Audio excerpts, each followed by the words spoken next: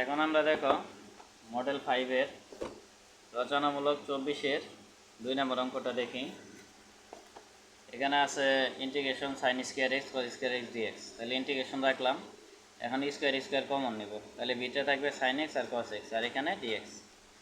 এখন দেখো আমরা জানি 2 sin x cos x equal to sin 2x, এটা হলো ফর্মুলা, ঠিক আছে। এখন ফর্মুলা মিলানোর জন্য sin x cos x এর আগে 2 নিতে হবে, sin x cos x এর আগে কি 2 নিতে হবে, তাহলে 2 নিলাম আর এখানে যা আছে তাই রাখলাম। এখন দেখো এখানে আছে কি স্কোয়ার, তাহলে 2 এর উপর স্কোয়ার করলে কি 2 দুগুণা 4, ঠিক আছে, 2 দুগুণা 4। এখন 4 তো এখানে ছিল না, আমরা এখানে নিছি কেন, সূত্র মিলানোর জন্য। এই জন্য 4কে ব্যালেন্স করার জন্য 1/4 নিব, বুঝাইতে পারছি? আচ্ছা, এখন 1/4 নিলাম। এখন 2 sin x cos x, 2 sin x cos x সূত্র হলো sin 2x, sin 2x নিলাম, স্কোয়ার স্কোয়ার দিলাম, dx dx নিলাম, তাহলে 1/4 নিলাম। এখন sin 2x হোল স্কোয়ার মানে কি sin স্কোয়ার 2x, আর এখানে dx dx নিলাম। নেওয়ার পরে দেখো এখন আমরা জানি যে cos 2x equal to 1 - 2 sin square x। এখন এই -2 sin স্কোয়ার এক্সকে আমরা ডান দিক থেকে বাম দিকে নিব, তাহলে মাইনাস থেকে প্লাস হয়ে যাবে। আর এখানে 1 1 নিব, তারপরে cos 2x এটার চিহ্ন কি প্লাস, এটাকে এদিকে আনলে কি মাইনাস হবে। এখন দেখো sin স্কোয়ার এক্স, এটার আগে মূলত কি আছে 2 আছে, তাইলে সূত্রে মেলানোর জন্য আমরা sin স্কোয়ার 2x এর আগে 2 নিব, ঠিক আছে।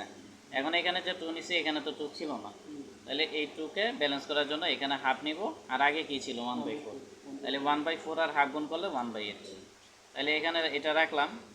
এখন দেখো এখানে 2xটাকে আমরা x ধরবো, তাহলে 2 sin স্কোয়ার এক্স, এটা সূত্র কি 1 - cos 2x, তাহলে সূত্র অনুসারে 1 - cos 2, সূত্রে 2 আর x এর মান হলো 2x, তার মানে কি 2 দুগুণা 4x, বুঝাইতে পারছি। আর এখানে dx dx নিলাম, প্রশ্ন থাকলে বলতে পারো। না না, এখানে তো আমরা করতেছি না, এখানে বীজগণিতের হিসাব করতেছি, মানে অ্যারিথমেটিক ক্যালকুলেশন করতেছি, ডিফারেন্সিয়েশন বা ইন্টিগ্রেশনের হিসাব এখনো করিনি। এখন দেখো এটা হলো, তাইলে এখন 1/8 ইন্টিগ্রেশন ডিএক্স, এখানে পথ আছে কয়টা, দুইটার সাথে গুণ হয়ে যাবে, তাহলে 1/8 integration 1 dx minus 1/8 integration cos 4x dx, দুইটার সাথে আমরা গুণ করে দিলাম, যেহেতু ভিতরে পথ আছে দুইটা। এখন 1/8 নিলাম, ইন্টিগ্রেশন 1 dx বা dx, এটার মান কি x, মাইনাস নিলাম 1/8 ইন্টিগ্রেশন cos x এর মান হলো sin x, এখানে 4xটাকে আমরা x ধরবো, ঠিক আছে। এখন 4xকে যে x ধরছি, 4xটা তো অ্যাকচুয়ালি x না, সেই জন্য এই 4xকে ddx করবো, তো 4xকে ddx করলে 4 হবে।